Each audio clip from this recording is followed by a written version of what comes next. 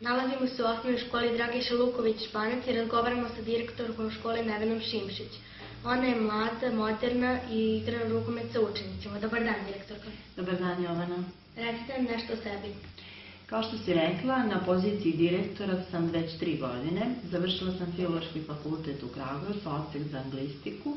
Inače sam profesor engleskog i nemačkog jezika. Radila sam puno poslova kao bibliotekar u mnogim agencijama, međunarodnom saradnjom i uvek sam se usavršavala i radila na sebi.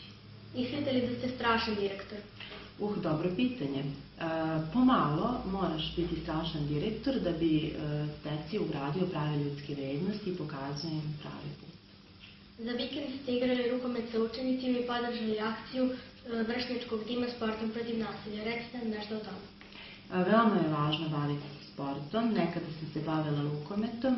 Sport i zdrav život je jako važan u današnje vrijeme za današnje učenike. Hvala na razgovoru. Za školski sport, đak reporter Jovana Milutinović.